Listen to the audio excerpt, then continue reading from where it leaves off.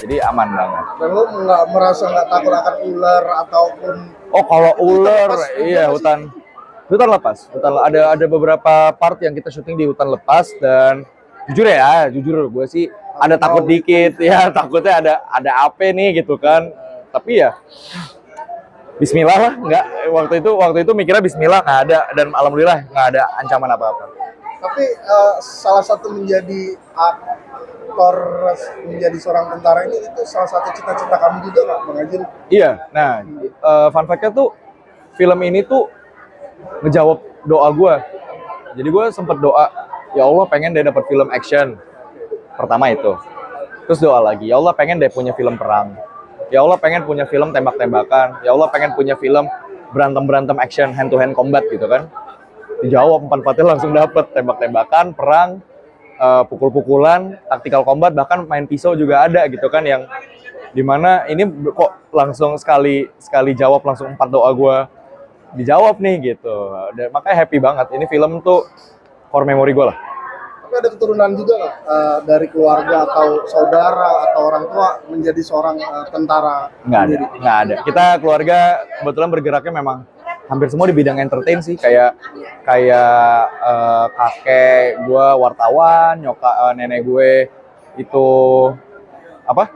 Nenek gue juga suka ikut teater, masih zaman muda gitu kan. Kalau zaman dulu tuh apa ya namanya ya, kayak di TVRI zaman dulu tuh yang cuman berapa yang ada serial gitulah. Jadi nenek gue sering ikutan di situ, nyokap gue juga pernah hampir ikut teater, walaupun ujung-ujungnya jadi atlet bowling. Ya jadi memang nggak ada hubungan ke sana. Salah satu cita-cita kamu nggak menjadi seorang tentara itu? Cita-cita jadi pilot sih. Oh, kalau cita-cita. Tapi mengingat sekarang lagi agak bahaya nih kan kondisi dunia ya. Gue kayak tiba-tiba disuruh ikut wajib militer, gue nggak masalah deh. Gue ikut-ikut aja kayaknya. Atau mungkin gue nggak usah ikut wajib militer karena udah ikut pelatihannya juga. Tapi film ini sendiri menceritakan apa? Dibuat apa tentang sosok seorang panglima TNI sendiri? Iya. Agus Subianto. Lo sempat ngobrol sama beliau nggak sih? Untuk di awal sebelum proses syutingnya dimulai belum ketemu jujur karena beliau punya kesibukan masing-masing, sama gue juga ada kesibukan yang menghambat waktu kita untuk bertemu karena waktunya kan yang tadi gue bilang kan 10 bulan preparation itu cuma 45 hari, itu termasuk reading, termasuk workshop, semuanya itu persiapan yang mungkin bisa dibilang agak rodi tuh. Gua dan lini-lini yang lain ya, kita dalam 45 hari harus prepare, padahal mungkin yang proper ya reading aja mungkin bisa 3-4 bulan sendiri, workshop lagi 3 bulan lagi, 4 bulan lagi, mungkin ya waktunya jadi kurang. Tapi ketemu sama narasumber lain, contoh teman masa kecilnya, temannya yang ikut berjuang juga, atau teman masa dia SMA, ngobrol sama ya yang sekarang jadi ajudannya mungkin ya kan, bisa dulunya mungkin mereka bertugas bersama gitu kan. Jadi ngobrol dari situ, dari buku juga udah baca beberapa part. Jadi memang modal itu bismillahirrahmanirrahim jalan. Tapi lo yakin nggak film ini pecah? Wah, kalau nanya ke gue sih bukan yakin nih. Gue berharap berharap filmnya pecah karena gue juga nggak berani melangkahi Tuhan. Apa nih? Ngomongin film ini sendiri. Oke, ya film ini sih sebenarnya kan based on true events dari sebuah buku tentang Panglima Agus Subianto. Nah, ada cuplikan yang menarik lah untuk difilmkan di buku itu. Makanya akhirnya kita coba bikin film. Nah, kita ngobrol dengan terus beliau setuju. Akhirnya beliau menjadi narasumber lah intinya untuk film ini. Artinya sudah pernah ketemu sama Panglima sendiri? Awal-awal ya, ketemu dari produser ke Pak Agus lumayan intens ketemu. Gimana cara pembuatan untuk film sendiri?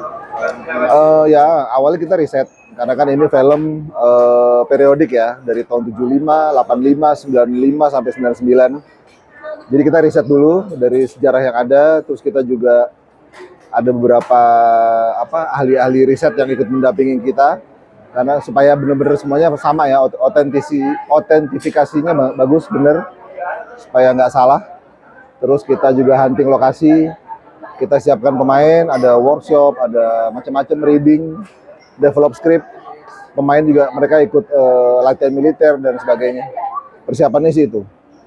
Berapa matra yang dipakai untuk film ini? Matra yang utamanya Kopassus, Angkatan Darat Kopassus. Tapi kita ada kerjasama dengan Angkatan Udara juga, sama Angkatan Laut juga. Ya, 3 matra ya? 3 matra kurang lebih. 3 matra yang dipakai ya? Iya. Darat, laut, dan udara. Ya, itu yang ini ya, yang intinya mereka kita pakai sebagai narasumber aja sih. Nggak yang terlibat secara langsung banget juga nggak. Untuk terlibat di film ini tentara yang asli? Ya, kita ada beberapa tentara asli yang ikut main sebagai pasukan, sebagai apa gitu, mereka ikut main, beberapa terlibat. Untuk di hutannya sendiri, hutan lepas kah? Atau hutan? Hutan itu kita syuting di Pangandaran, di Cagar Alam Pangandaran. Hutan biasa. Hutan ya, tapi yang bagian dalam-dalamnya kan lumayan lebat juga tuh. Untuk di Cilacap sendiri, Kopassus gimana nih? Lihat Kopassus sendiri. Apanya? Pergerakan di sana. Ininya, maksudnya orang-orang Kopassusnya. Yang dipakai di sana. Oh iya, itu mereka beberapa emang sebagian besar Kopassus beneran kan. Terus ya kita butuh mereka karena kan kita butuh gerakannya bener, apa segala macam, yel-yelnya gitu. Jadi kita ada syuting juga di apa? Batu Jajar, emang itu tempatnya mereka. Hutannya juga hutan mereka yang biasa dipakai buat latihan perang. Sampai kita sinyal tuh nggak dapat di sana. Bener-bener harus pakai satelit. Senjatanya sendiri. Senjata, nah senjata lumayan complicated karena kita butuh senjata dari tahun 75 sampai tahun 90-an kan. Dan beberapa yang tahun dulu udah nggak ada. Tinggal dikit lah. Akhirnya kita harus bikin replikanya. Untuk yang tahun 75. Karena kan kita butuh beneran supaya, kan mesti pakai peluru beneran supaya keluar apinya kelihatan real lah gitu. Lihat tentara TNI sendiri